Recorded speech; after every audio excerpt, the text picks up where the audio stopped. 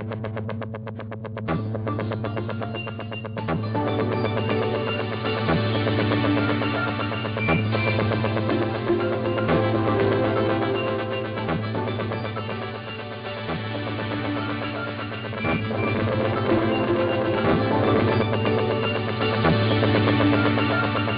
son passage à la Chambre basse du Parlement, la Commission électorale nationale indépendante a signé cet avant-midi au Palais du Peuple le Code de bonne conduite et les protocoles d'accord instituant un comité de liaison avec les partis politiques. L'ancien secrétaire général au sport, Sylvestre Fan Ihind Mouchid, décédé au Caire en Égypte, a été mis en terre cet après-midi à Kinshasa. C'est après les hommages lui rendus par les personnalités politiques, culturelles et sportives à la salle du zoo. Antenne A, le journal Eric Mboulamossi.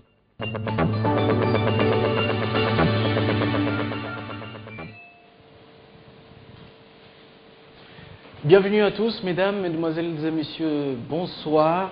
Signature c'est samedi 8 février du Code de bonne conduite entre la CENI et les partis politiques, des regroupements politiques, ainsi que des candidats aux élections en République démocratique du Congo. Ces protocoles d'accord stipulent la mise sur pied d'un comité de liaison entre la CENI et les partis politiques. La cérémonie a eu lieu au Palais du Peuple. Nous y revenons au cours de ce journal.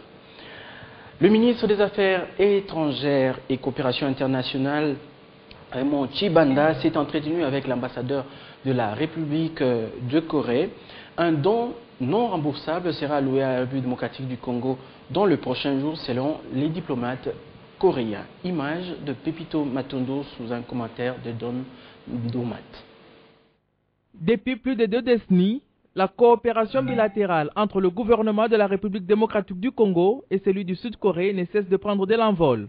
Question d'entretenir les relations privilégiées entre les deux pays, le ministre des Affaires étrangères, Raymond Tshibanda, a accordé une audience à l'ambassadeur coréen en RDC. Nous contribuons aussi à l'aide publique au développement pour la RDC et la RDC est parmi les pays prioritaires ici en Afrique.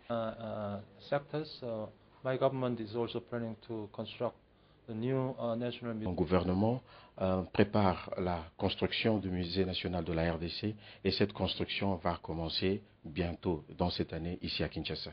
Lee Oh-sung s'est entretenu également avec le vice-ministre congolais de la coopération internationale.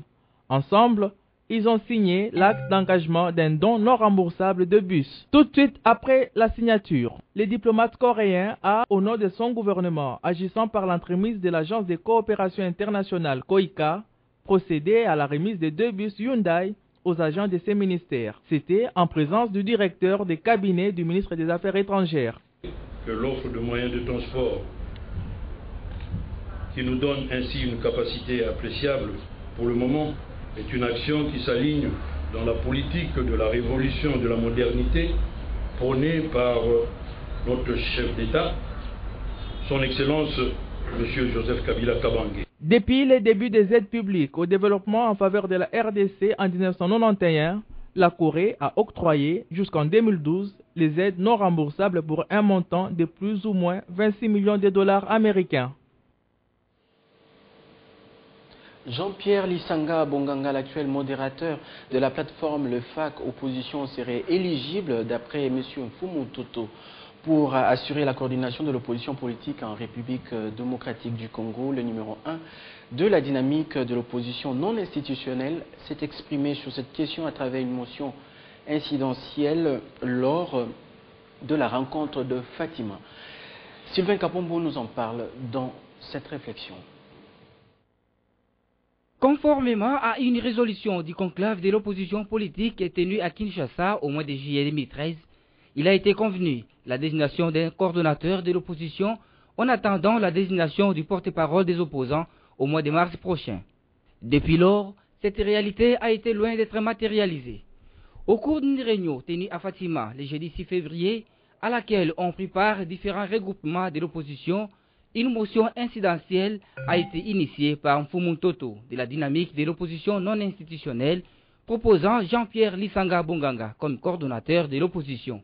Il faut avouer que la préoccupation de Mfumu Toto s'avère importante, car nul ne peut mettre en doute la compétence du modérateur des FAC opposition qui s'est montré à la hauteur de sa tâche comme étant coordonnateur lors du conclave et des concertations nationales. À en croire Mfumu Toto, son choix porté à la personne de Lisanga Bonganga est une façon d'éviter toute confusion qui ne peut que desservir l'opposition. Notons que l'homme de la troisième voie a suggéré dans sa motion que Lisanga Bonganga intègre dans son bureau des membres des bureaux des conclaves, notamment José Makila Soumanda, professeur Michel Bongongo, l'honorable Serge Mayamba, ainsi que les représentants d'autres plateformes et regroupements politiques de l'opposition qui avaient pris part aux concertations nationales.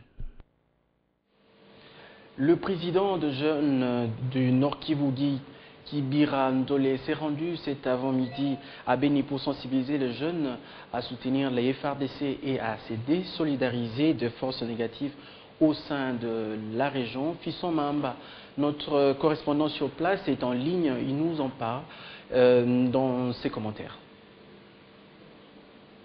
Les jeunes de la ville et du territoire d'Ebeni sont appelés à soutenir les forces armées de la RDC qui combattent les rebelles ougandais ADF en territoire d'Ebeni dans le cadre des opérations Sokola 1. Cet appel est de Guy Kibirandole, président du conseil de la jeunesse du Nord Kivu, ce samedi à Beni. Il demande aux jeunes d'apporter leur soutien dans tous les domaines à l'armée congolaise car leur victoire sur ces rebelles sera un signe de retour de la paix dans la région. Guy Kibirandole. C'est pour moi l'occasion de lancer un appel aux jeunes, leur demandant de soutenir, de continuer à soutenir les FARDC qui sont en train de nous libérer et à travers leur action, nous allons retrouver la paix et c'est à travers cette paix qu'on va revoir les investisseurs venir chez nous, investir et embaucher la plupart des jeunes qui sont au chômage. Il a par la même occasion appelé les jeunes à se désolidariser des groupes armés tant nationaux qu'étrangers, à l'occurrence des rebelles ADF. L'appel que je vais lancer aux jeunes, c'est de leur demander de se désolidariser pour ceux-là qui sont encore avec les ADF. C'est de demander aux jeunes de se désolidariser des ADF parce qu'ils risquent de subir le même sort que de ces ADF qui seront finalement éradiqués par nos forces loyalistes qui ont une mission claire et qui ont eu les moyens nécessaires de la part du chef de l'État, commandant suprême des FARDC. Guy Kibirandole, numéro 1 des jeunes du Nord Kivu, a salué les gestes de solidarité des jeunes de Béniville, Mbaou et Oicha qui ont soutenu les FARDC par différentes assistances. Beni, Fiston Mambalarous pour Antenne A. L'exécutif provincial et les confessions religieuses sont résolus de collaborer désormais ensemble pour le respect des lois et de mœurs dans la ville-province de Kinshasa. Pour ce faire, un procès verbal a été remis au gouverneur de la ville, André Kimbuta, par le représentant de confession religieuse après les travaux en commission de ce vendredi 7 février 2014. Reportage de Lilia Elamba et Willy Kacha. Du choc d'idées jaillit la lumière, dit-on.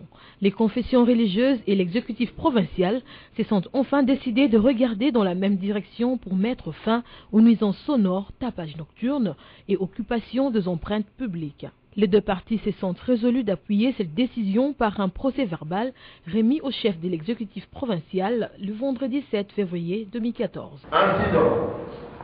Dès le lundi 17 février prochain, la police sera mise à contribution pour exercer ses compétences de maintien de l'ordre public. Nul ne pourra prétendre ignorer la loi ainsi que la mise en demeure faite par l'autorité qui a justement reçu autorité de Dieu pour exercer les compétences de régulation des relations dans la société. Bien qu'il a reconnu la valeur des hommes des dieux et leur apport dans la résolution de bon nombre de problèmes au pays, André Kimbuta Yango tient mordicus à éradiquer les tapages nocturnes, les nuisances sonores et autres dans sa juridiction. Pour ce faire, un moratoire d'une semaine a été accordé aux églises de Réveil pour la sensibilisation. C'est comme je le disais, le vendredi passé c'était bien, aujourd'hui c'était encore bien. Nous avons senti que les gouverneurs c'est aussi un enfant de Dieu. Et nous avons trouvé un compromis qui va arranger.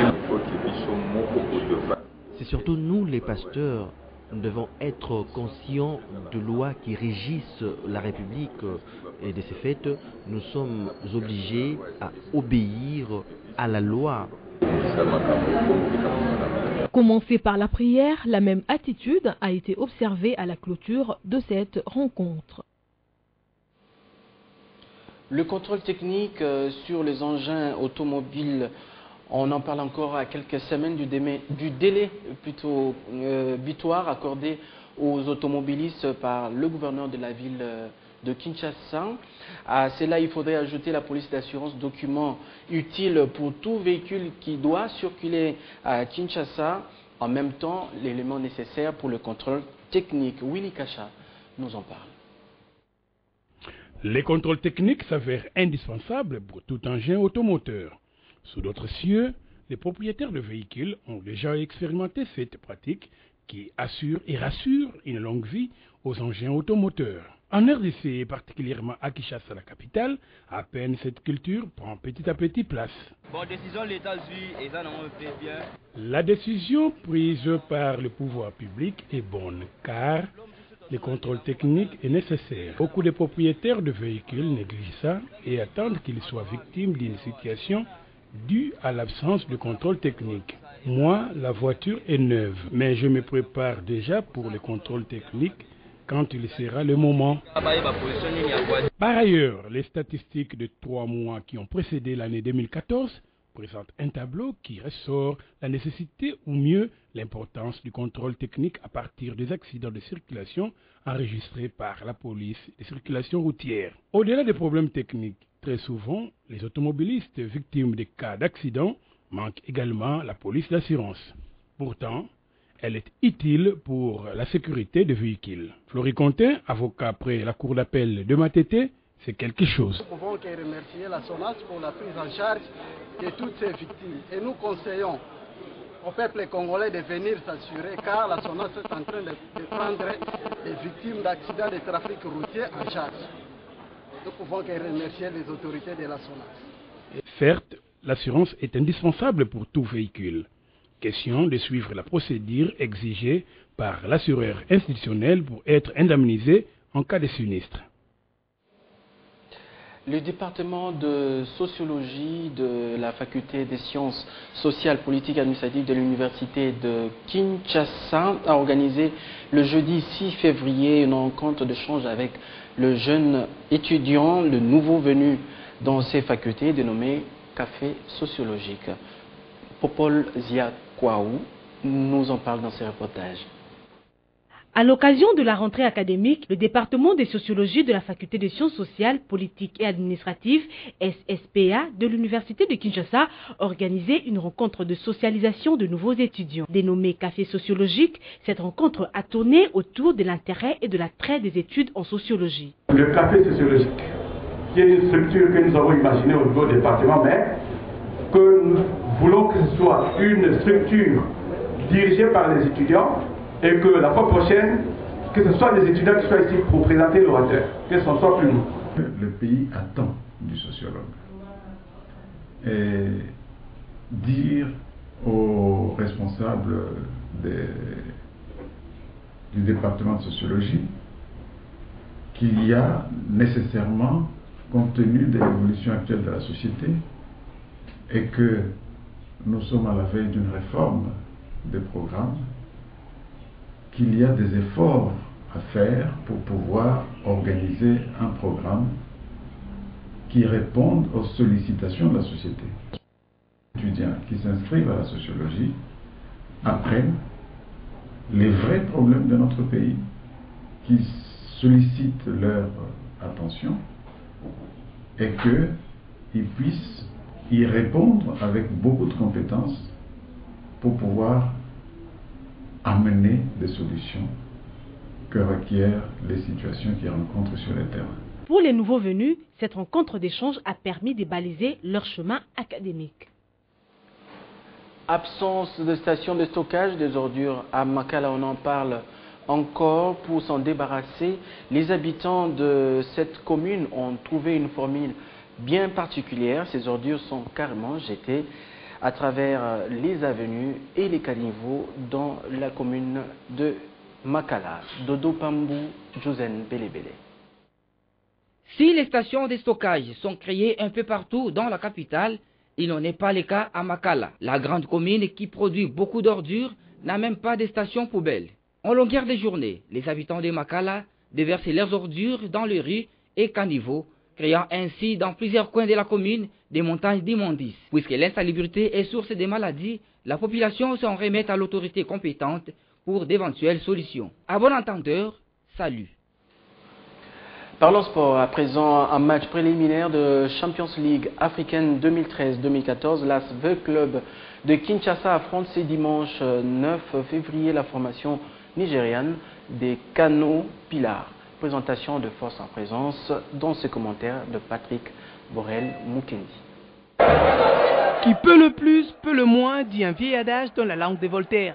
V Club de Kinshasa qui, après 3 ans de pénombre, veut faire mieux cette année à la 18e édition.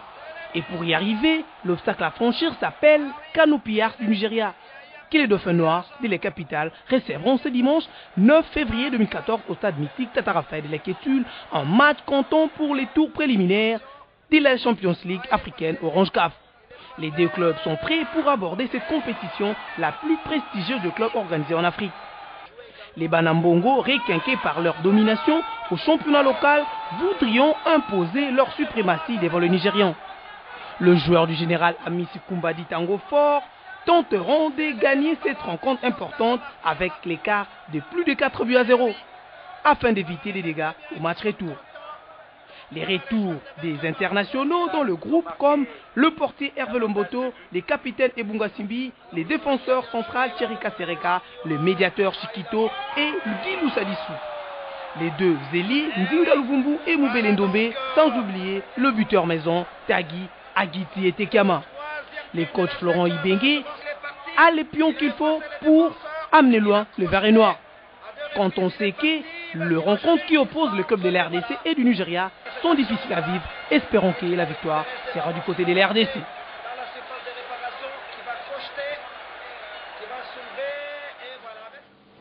De leur côté, les supporters de l'ASV Club sont déterminés et confiants à la victoire de leur équipe face à Kano Pilar.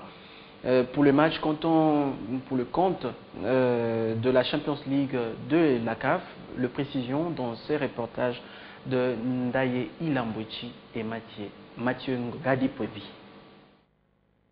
Tous les supporters de l'association sportive V Club de la RD Congo sont prêts à accompagner les Dauphins Noirs face à son adversaire, la formation des Kano Pilar du Nigeria, comptant pour la manche allée de la compétition interclub de la CAF, la Champions League de la série. Les ingrédients sont réunis pour cette explication. Au sein de la famille Vert et Noir, toutes les batteries ont été mises en marche pour la belle prestation de leurs poulains. Et une bonne ambiance règne à mettre. Les bons résultats sont attendus car l'esprit de gagner y est. En tout cas, nos joueurs se portent très bien.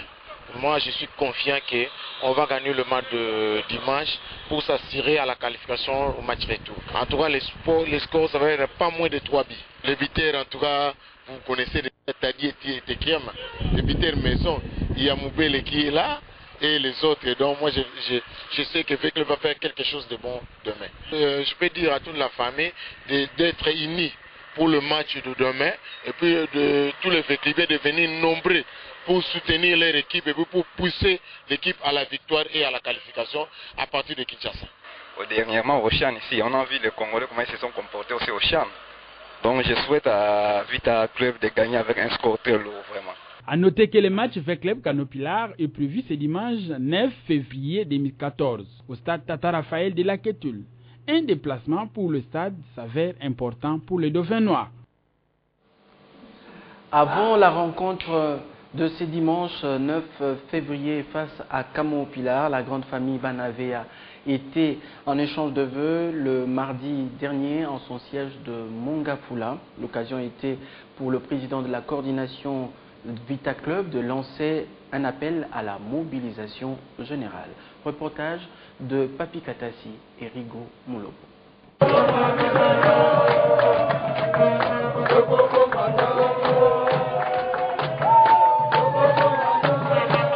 En cette nouvelle année 2014, le comité de direction de l'As Vita Club de Kinshasa a procédé à la cérémonie d'échange de vœux en son siège dans la commune de Mongafula. avec l'ensemble de toutes les sections de cette formation. L'occasion pour Amissi Gabriel Kumbatangofor, le général, de sensibiliser les moscovites pour une année 2014 de réussite totale en affichant les ambitions du team vert et noir. Pour l'affiche de ce dimanche, le président de l'AS Vita Club de Kinshasa lance un appel à la mobilisation totale et au respect des consignes de sécurité au stade. Pour le match de ce dimanche, c'est un match qui n'est pas seulement pour Vita Club de Kinshasa, mais pour toutes les équipes de la RDC qui nous remercient des efforts fournis pour les travaux effectués dans ce stade mythique qui est le stade Tata Raphaël de la Kétoul. Tous les supporters des équipes, que ce soit de la RDC ou de Kinshasa, nous ont aidés et encouragés pour ce travail. Ça nous a donné beaucoup de respect et de considération. D'où toutes les équipes doivent se ranger derrière Vita Club pour battre la formation des Canaux Pilates ce dimanche. Tout compte fait, cette saison, les Banavé sont décidés de faire les cartons pleins. Décédé au Caire, en Égypte, suite à un arrêt cardiaque, l'ancien secrétaire général au sport, M. Fan Ying Mouchin, a été mis en terre cet après-midi. Un hommage lui a été rendu à la salle d'Uzo, dans la commune de la Gombe. Reportage de Papi Katassi et Rigo Molopo. Décédé au Caire en Égypte, déçu d'une crise cardiaque, M. Sylvestre Fan Ying Mouchid Sylvestre a été pleuré par la communauté sportive nationale ce samedi 8 février 2014. La salle de spectacle d'Izo a pratiquement refusé du monde. Tous voulaient rendre un dernier hommage à celui qui a consacré toute sa vie au sport congolais. Sylvestre Fan Ying Mouchid aura été l'une des personnalités à avoir contribué aux nombreux textes qui régissent le sport national.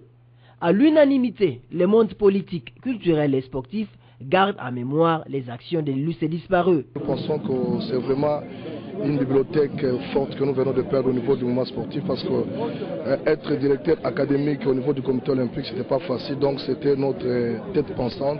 Donc aujourd'hui, nous venons de perdre quelqu'un qui nous a laissé beaucoup de bons souvenirs. D'une très grande expérience, et Fan a travaillé ces 3 dernières années au niveau du comité olympique congolais comme s'il voulait léguer au mouvement sportif national ce qui lui restait de meilleur. Au travers des stages de formation, des séminaires de formation, des renforcements des capacités, des dirigeants sportifs, des cadres techniques.